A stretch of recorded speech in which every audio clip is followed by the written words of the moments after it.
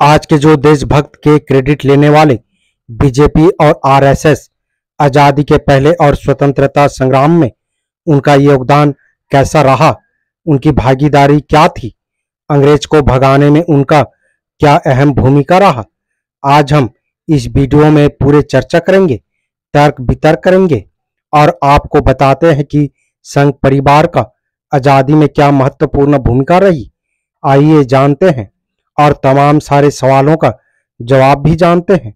Video शुरू करने से पहले आपसे एक अपील करना चाहूंगा कि वीडियो को शेयर जरूर कर दें और वीडियो में अंत तक बने रहें। तो चलें वीडियो में आगे बढ़ते हैं। के.बी. अम्बेडकराइट यूट्यूब चैनल में आप सभी का स्वागत है। जय भीम। ये आप स्क्रीन में देख सकते हैं, आरएसएस को पहचानो, राष्ट्रीय स्वयंसेवक संघ के दस्तावेजों पर आधारित। लेखक है शमसुल इस्लाम। एक बुक है दोस्तों। फिर देखते हैं, चलो आगे बढ़ते हैं, क्या लिखा है इसमें देखते हैं। कहाँ गया? हाँ, ये रहा। आरएसएस की भागीदारी स्वतंत्रता संग्राम में। आरएसएस के संस्थापक डॉक्टर के.बी. हेडगेवार डॉक्टर जी और उनके उत्तराधिकारी गोलवलकर गुरुजी ने अंग्रेज शासकों के विरुद्ध किसी भी आंदोलन अथवा कार्यक्रम में कोई भागीदारी नहीं की। इन आंदोलन को वो कितना नापसंद करते थे, इसका अंदाजा श्री गुरुजी के इन शब्दों से लगाया जा सकता है। नित्य कर्म में सदैव संलग्न रहने के विचार की आवश्यकता का और भी एक कारण है। समय समय पर देश में उत्पन्न परिस्थितियों के कारण मन में बहुत उथल पुथल होती ही रहती है। सन 1942 में ऐसी उथल पुथल हुई थी। उसके पहले सन 1930-31 में भी आंदोलन हुआ था। उस समय कई लोग डॉक्टर जी के पास गए थे। इस शिष्टमंडल ने डॉक्टर जी से अनुरोध किया कि इस आंदोलन से स्वतंत्रता मिल जाएगा और संघ को पीछे नहीं रहना चाहिए। इस समय एक सज्जन ने जब डॉक्टर जी से कहा कि वो जेल जाने के लिए तैयार हैं, तो डॉक्टर जी ने कहा, जरूर जाओ, लेकिन पीछे आपके परिवार को कौन चलाएगा? उस सज्जन ने बताया 2 साल तक केवल परिवार चलाने के लिए ही नहीं तो आवश्यकता अनुसार जुर्माना भरने के भी पर्याप्त व्यवस्था उन्होंने कर रखी है। तो डॉक्टर जी ने कहा, आपने पूरी व्यवस्था कर रखी है, तो अब 2 साल के लिए संघ का ही कार्य करने के लिए निकलो। घर जाने के बाद वह सज्जन न जेल गए न संघ का कार्य करने के लिए बाहर निकले। गुरु गोलवलकर द्वारा प्रस्तुत इस ब्यौरे से यह बात स्पष्ट रूप से सामने आ जाती है कि आरएसएस का मकसद आम लोगों को निराश और निरुत्साहित करना था, खास तौर से उन देशभक्त लोगों को जो अंग्रेजी शासन के खिलाफ कुछ करने की इच्छा लेकर घर से आते थे।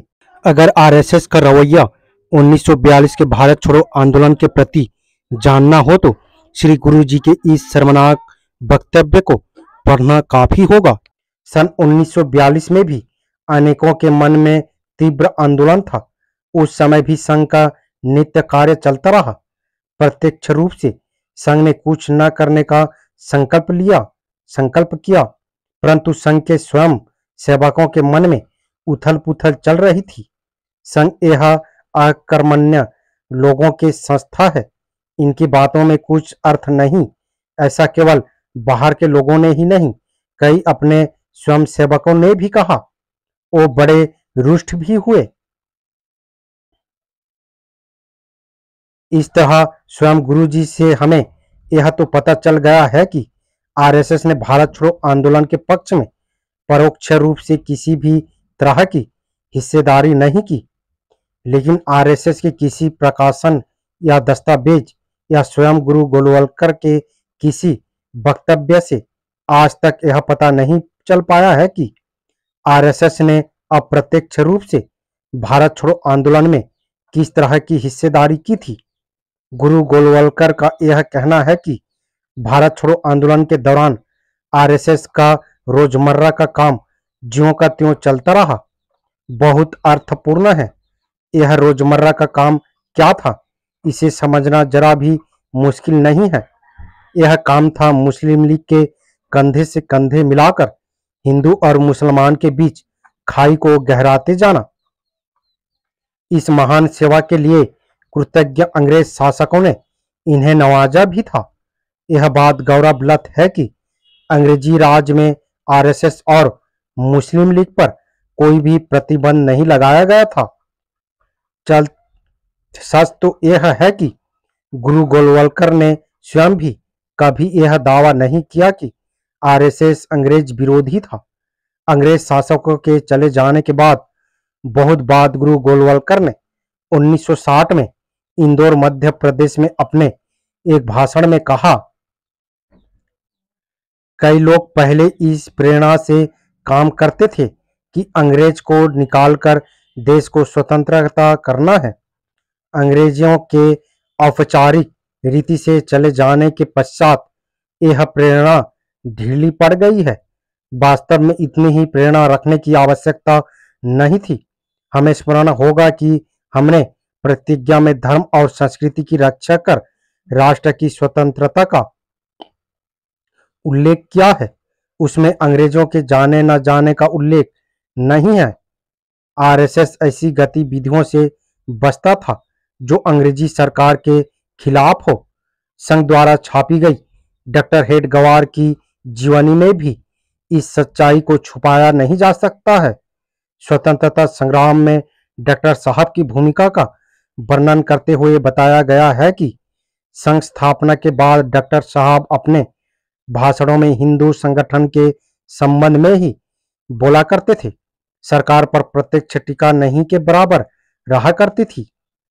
गौरवलत यह है कि ऐसे समय में जब भगत सिंह, राजगुरु, अशफाकुल्लाह खान, राम प्रसाद बिस्मिल, चंद्रशेखर आजाद, राजेंद्र लाहिड़ी जैसे सैकड़ों नौजवान जाति और धर्म को भुलाकर भारत मां को अंग्रेज की गुलामी से आजाद कराने के लिए अपने प्राण दे रहे थे, उस वक्त हेडगवार और उनके सहयोगी देश का भ्रमण करते हुए केवल हिंदू राष्ट्र और हिंदू संस्कृति तक अपने को सीमित रखते थे।